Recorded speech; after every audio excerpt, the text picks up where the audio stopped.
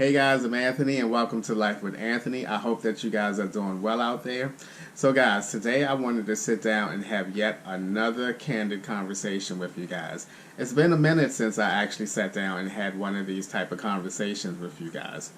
And one of the things that has been on my mind lately is, when am I going to be able to retire from work? Would it be when I turn 62 or 67? And I thought also, do I want to live in this apartment for the rest of my life and be using my Social Security money to be paying for rent and all of those things that are associated with an apartment? And all of these things came to mind, and I just was like, okay, I definitely don't want to be in an apartment for the rest of my life.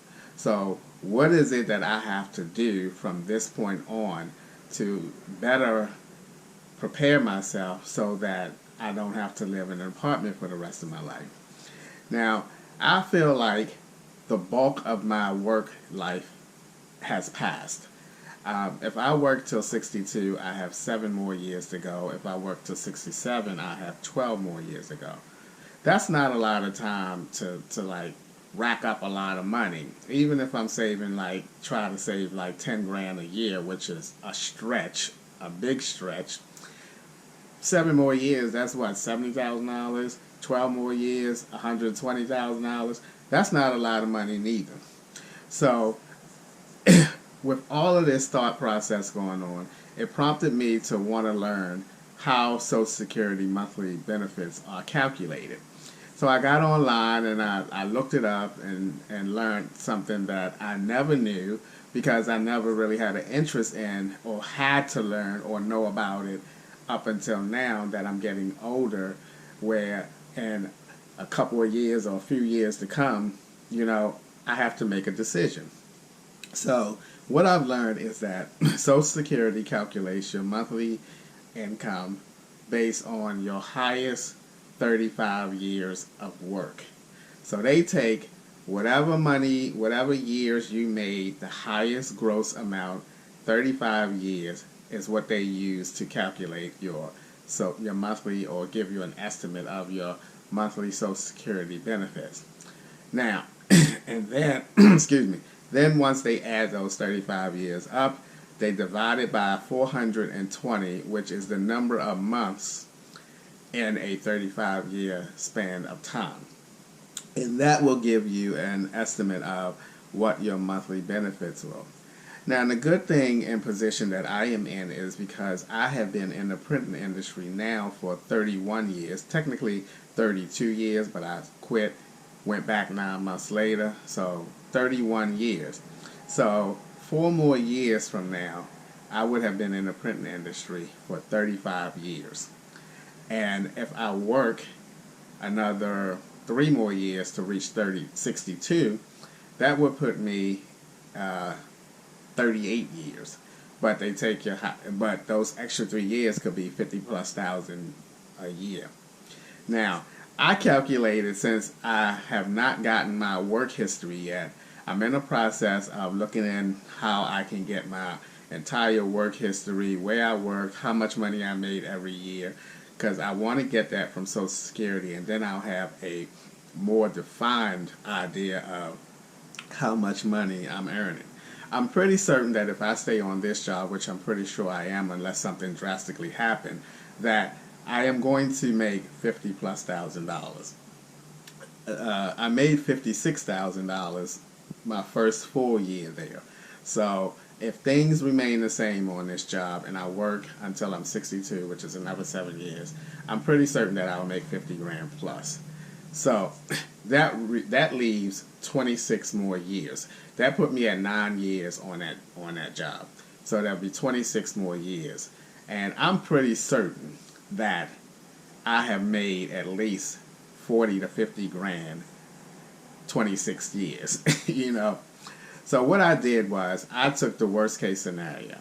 I took 9 years of $50,000 on my current job, and the worst case scenario, I went down to $35,000, which I know I made more, way more, each of those 26 years. But since I don't have my report, I just took a worst case scenario.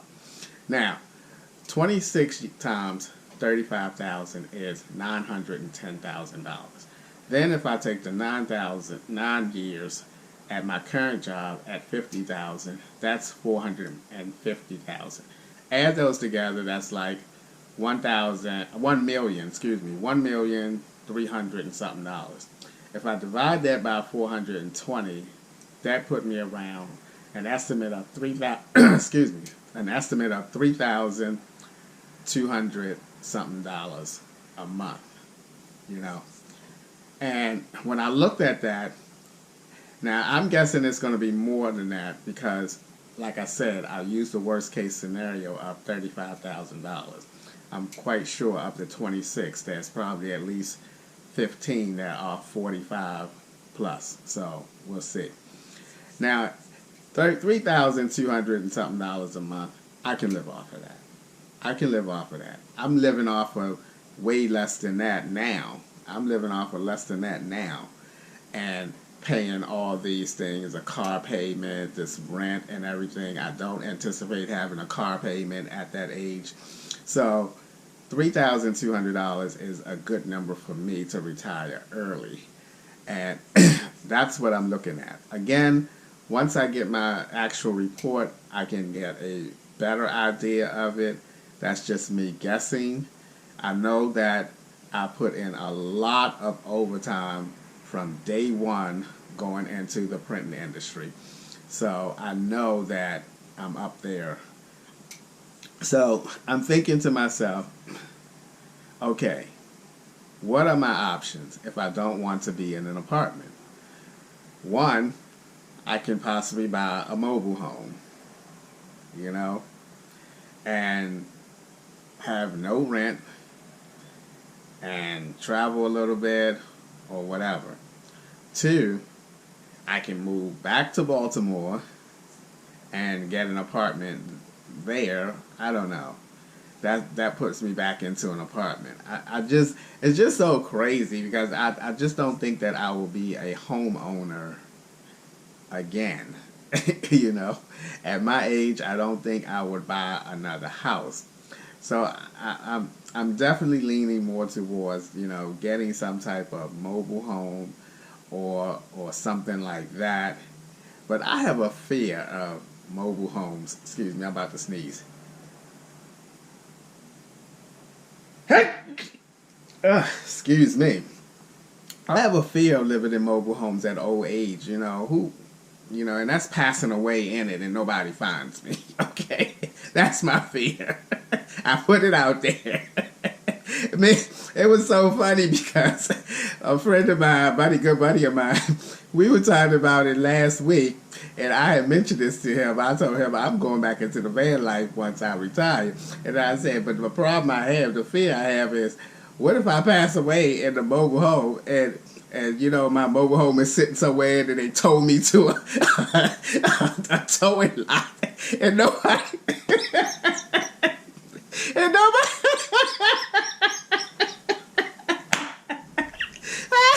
and nobody find me. I'd be dead in a mobile home and a tow.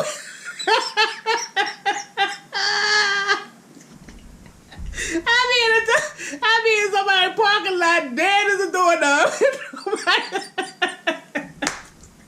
Do you van lifers ever think about that? What if you pass away in your mobile home and nobody finds you?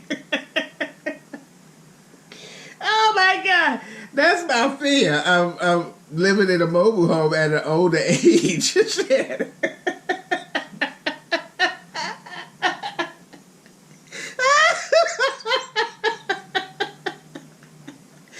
Oh my God, that shit is not so funny. But anyway, that's my fear of being in a mobile home.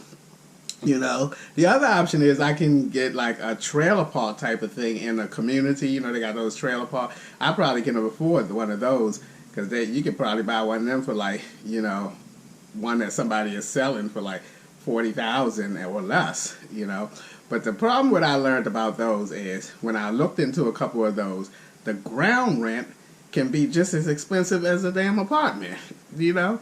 So I don't know about that, you know? So I don't know. my choices are not looking good here. I'm curious to know. I know some of you guys have mentioned that you are retired right now, or if you are in the same area that I am in, and you live in an apartment. What are your plans? I mean, how do you look at or view your retirement, your upcoming retirements and everything? I'm curious to know what some of you are, your thoughts are and where you are in your life, because that is something that, all of us at my age, and I know that there are many of you out there who support my channel that are in my age range, should be thinking about. If you are not where you want to be in life right now, and you think, okay, where do I want to do? Where do I want to be? How can I get there? And it's kind of weird because life is kind of creeping up on us as we get older, and time is shrinking, and we're having less and less time to figure it out and put ourselves in a better place for our retirement. I really don't want to work until 67, and if the difference between the 35 years of that Social Security calculates your bill, your money is, I'd rather just stop working and then do a part-time job just to have something to do, because like I said, I can probably manage very well off of $3,200. I'm pretty sure it's going to be a little more than that, like I said, because I used the worst case scenario of $35,000. But I would love to retire early. I will. If I'm feeling good physically, mentally, and at 62 I retire, like I said, get a mobile vehicle, start doing a little bit of traveling, yada yada yada, and that's great. But ultimately, what I also would like to do is I like to get in that mobile situation before I turn 62. That way I can get out of rent, and the whole idea of paying the expenses of having an apartment, and I can be saving a whole lot more money, even if I have 2 years to go. Even if I have 2 years to go and get a mobile home, that's 2 years of no rent. Ideally, I would like to have it more, but I have a car that I'm paying for that's not going to be paid for until a few years down the line. So it doesn't pay for me to have, once again, I talked about this, 2 vehicles, so I have to wait until at least my car is paid for. Then I can sell that car and get me a mobile home and be in that mobile home for the last, let's say, 2-3 years of work.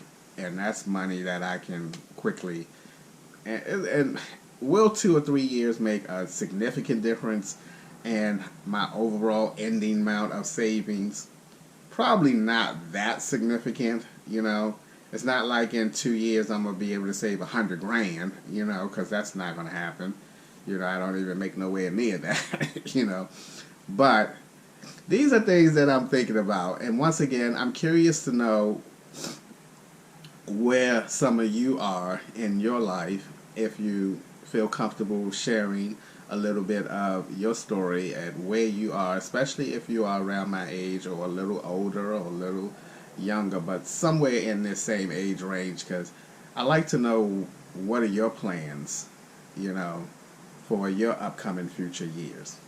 Alright guys, that's my thought process, my candid thoughts in my head. You guys know I'm always thinking, and now as I get older, I'm just thinking more and more, trying to figure out what's the best move for me and start executing the steps to get to that move. And life is moving, man. Life is definitely moving, and it's not waiting for me or anybody else. So it's like it's time to man up and put a plan in action. And once again, I will know a lot more or have a better idea once I get my work history and find out how many months how much I made each year, and what are my highest 35 years of money making. So with that being said, that's all I have for you guys today. I hope that you chime in and share your thoughts on where you are. And as always, thanks for taking a few minutes out of your day to watch my videos. I appreciate you guys. You know that. And I'll see you guys the next time.